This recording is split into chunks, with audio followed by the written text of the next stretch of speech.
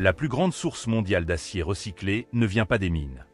Devinez d'où elle provient? De l'industrie du recyclage automobile, souvent appelée la deuxième vie des voitures, qui alimente chaque année le marché mondial avec un flux colossal d'acier. Rien qu'aux États-Unis, plus de 12 millions de véhicules sont démontés et recyclés annuellement, transformant les cases automobiles en véritables mines d'acier artificiel, parmi les plus efficaces jamais créées par l'humanité. Chaque voiture, qu'on pensait arriver au terme de sa vie, entame en réalité un nouveau voyage. Dans cette vidéo, nous allons voir comment les véhicules usagés se métamorphosent en matière première brute, prêtes à bâtir des infrastructures, alimenter l'industrie et même donner naissance à la prochaine génération d'automobiles. Vous achetez une voiture 48 000 $. Après 10 ans de route, quelle valeur conserve-t-elle lorsqu'elle entre dans le processus de recyclage? Derrière cette interrogation se cache une industrie de 60 milliards de dollars par an, où des millions de véhicules sont démontés, broyés et renaissent sous forme de nouvelles matières premières. Ce cycle offre des centaines de milliers d'emplois, réduit considérablement les coûts liés à la fusion des métaux et allège fortement le poids environnemental. Et si le minerai de fer représente une mine naturelle, alors les voitures en fin de vie sont une mine artificielle sans limite. Chaque cycle de recyclage permet d'économiser jusqu'à 74% d'énergie par rapport à l'extraction de minerais neufs. En moyenne, 75% du poids d'un véhicule peut être récupéré, de l'acier à l'aluminium, en passant par le verre et les plastiques. Résultat, chaque année, des centaines de millions de tonnes de matériaux renaissent et poursuivent leur parcours sous forme de bâtiments, de produits du quotidien et même de nouvelles voitures. Quand une voiture arrive en fin de vie, elle est acheminée vers la zone de réception d'une usine de recyclage. Là, les techniciens enregistrent son numéro d'identification, celui du moteur, son année de fabrication, son état général, ainsi que tous les documents associés. Ils la photographient, lui attribuent un code de suivi et intègrent l'ensemble des données dans un système de gestion numérique. Cette étape ne garantit pas seulement une traçabilité totale du processus, elle permet également d'évaluer la valeur résiduelle de chaque véhicule. L'inspection se concentre sur les composants réutilisables, moteurs, boîtes de vitesse, électronique, pièces d'intérieur. Ces éléments exploitables sont isolés et alimentent le marché des pièces détachées d'occasion, pesant plusieurs milliards de dollars. Les véhicules trop endommagés ou totalement usés, en revanche, sont directement dirigés vers le démontage pour la récupération des matériaux. Une fois cette étape terminée, les voitures sont organisées en lots dans la cour, alignées et prêtes à entrer dans la ligne de traitement de manière claire et systématique. Peu de gens le savent, mais aux États-Unis, plus de 95% des véhicules hors d'usage passent par ce système, faisant de l'automobile le produit de consommation le plus recyclé au monde. Grâce à ce degré d'organisation, chaque voiture maximise sa valeur récupérable et contribue à l'économie. Une fois l'inspection terminée, le véhicule entre dans la zone de traitement. La première opération consiste à retirer la batterie, principal danger électrique encore présent. Dans les voitures thermiques, la batterie au plomb acide est retirée immédiatement. Ce type atteint un taux de recyclage de plus de 98%, car le plomb, le plastique et même l'acide sulfurique peuvent être réutilisés pour fabriquer de nouvelles batteries. Pour les hybrides et électriques, les packs de batteries lithium-ion, beaucoup plus volumineux, nécessitent une procédure encore plus stricte. Ils sont détachés avec soin, emballés en toute sécurité et expédiés vers des centres spécialisés. Ce n'est qu'après le retrait complet du système électrique que le véhicule peut poursuivre son démantèlement. Après cette étape, la voiture est placée sur une plateforme pour l'extraction des fluides, essence, huile moteur, liquide de transmission, liquide de frein, liquide de refroidissement et même le gaz réfrigérant de la climatisation. Des pinces hydrauliques fixent le châssis, tandis qu'une sonde en acier perce le réservoir et aspire les liquides via une pompe à vide haute pression. En moyenne, un véhicule hors d'usage contient encore plusieurs gallons de carburant et de fluide, assez pour provoquer incendie, explosion ou pollution s'ils ne sont pas correctement manipulés. En quelques minutes, tout est drainé et dirigé vers des réservoirs souterrains. Particularité notable, rien n'est gaspillé. Après filtration, la majorité des fluides récupérés est réutilisée pour alimenter les chariots élévateurs, générateurs et autres machines de l'usine. Le reste est stocké pour des besoins internes, réduisant ainsi de manière significative les coûts énergétiques. Tout au long de ce processus, capteurs de pression, clapets anti-retour et bouchons d'étanchéité garantissent un système totalement fermé, empêchant l'échappement des vapeurs et assurant la sécurité de la chaîne. Une fois les fluides extraits, le démontage des principaux composants débute. Les roues sont généralement retirées en premier, car elles occupent beaucoup d'espace et sont faciles à traiter. Les pneus usés comptent parmi les déchets les plus difficiles à décomposer, nécessitant des décennies en décharge. Au lieu de cela, la plupart sont broyés en granulés de caoutchouc pour les routes asphaltées ou les aires de jeu, tandis que d'autres servent de combustible alternatif dans des fours industriels. Les jantes en acier ou en aluminium, elles, sont directement envoyées en fonderie pour recyclage. Viennent ensuite les pare-brises et vitres, découpés grâce à des outils spécialisés. Ces verres feuilletés, renforcés par une couche de PVB, empêchent l'éclatement. Le recyclage permet de récupérer le verre, mais aussi le PVB, réutilisé dans des matériaux insonorisants et des revêtements industriels. Puis, ce sont les portières qui sont démontées, un élément en apparence simple, mais composé de multiples matériaux. Les cadres en acier ou en aluminium sont découpés pour être refondus, tandis que les moteurs électriques de vitres, systèmes de verrouillage et câblage sont séparés pour extraire cuivre, plastique et aimant. L'intérieur suit. Siège, tableau de bord, moquette, tout est soigneusement démonté et trié. Les câbles sont dénudés pour récupérer le cuivre, tandis que plastique et textile sont broyés et transformés en nouveaux matériaux. Enfin, moteur et transmission, les ensembles mécaniques les plus lourds et précieux, sont retirés.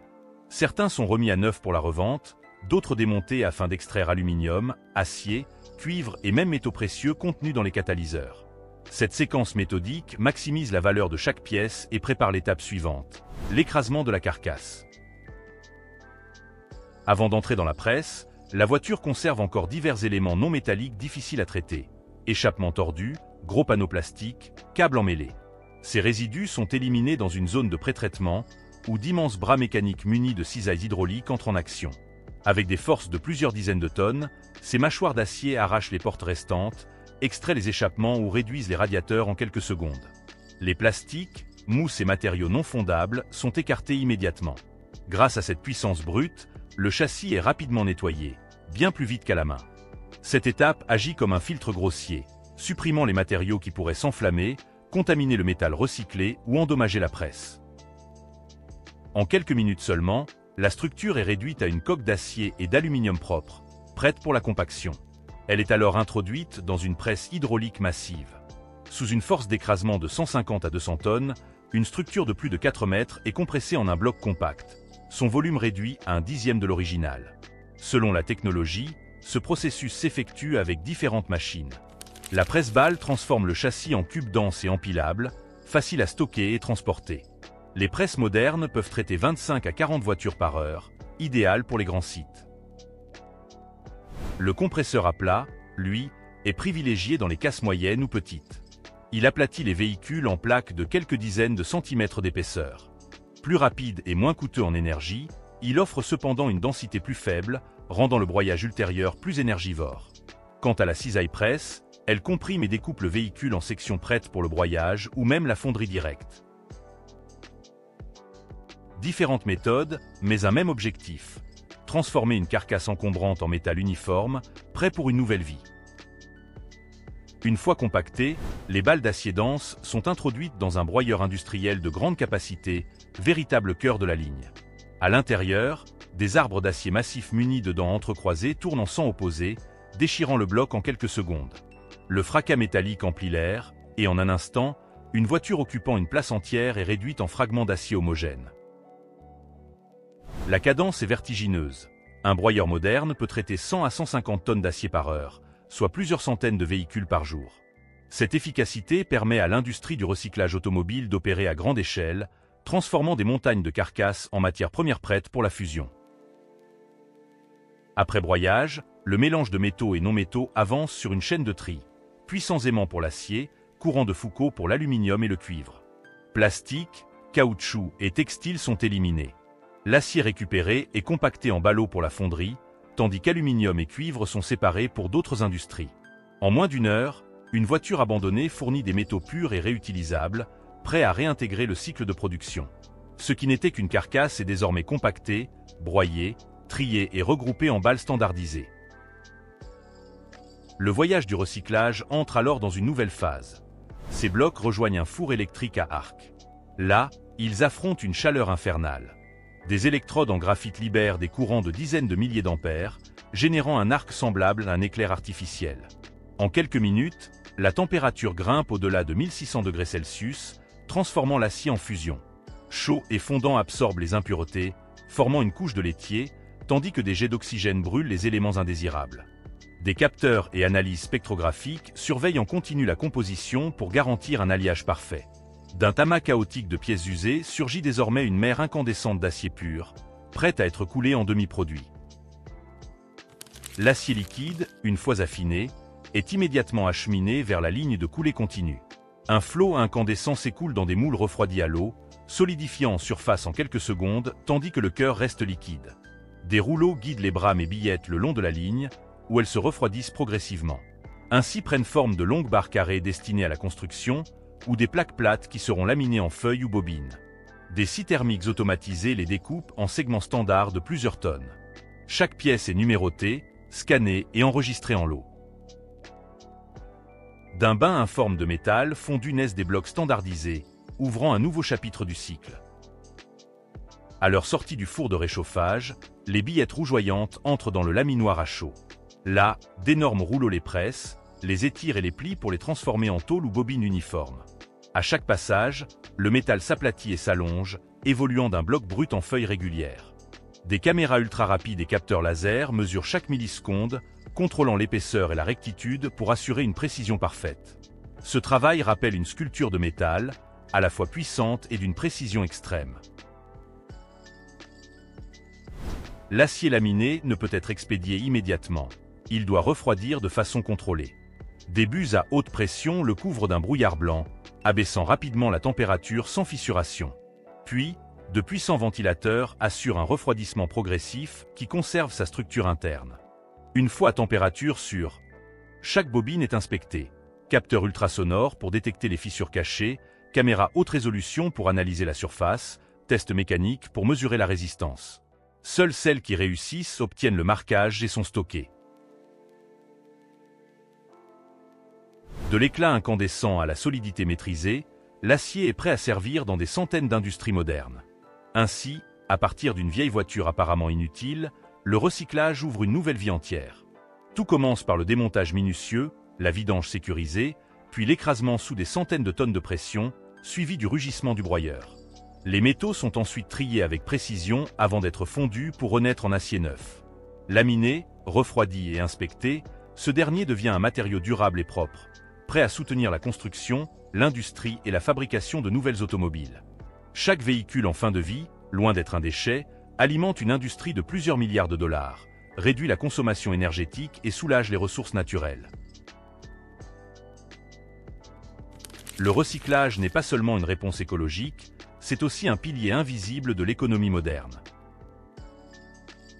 Avez-vous déjà pensé que la voiture que vous conduisez aujourd'hui pourrait un jour devenir l'acier d'un immeuble, d'un pont, ou même d'une autre voiture?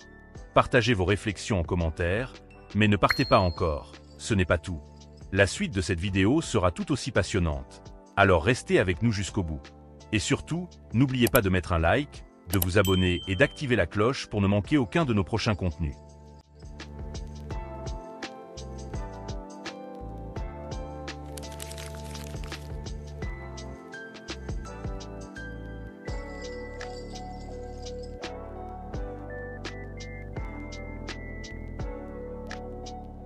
Environ 200 000 tonnes d'aluminium sont produites chaque jour.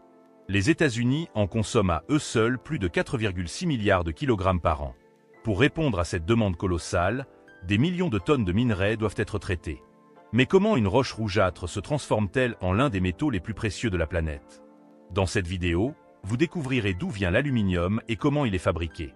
Sans lui, la civilisation ne pourrait survivre. Cette merveille d'ingénierie est omniprésente. L'aluminium est un élément essentiel des avions, des automobiles et des câbles haute tension qui transportent l'électricité jusqu'à nos maisons. Contrairement au fer, qui s'oxyde et se détériore avec le temps, l'aluminium forme une couche d'oxyde d'aluminium à sa surface qui le protège de la corrosion. Il est 3 fois plus léger que l'acier.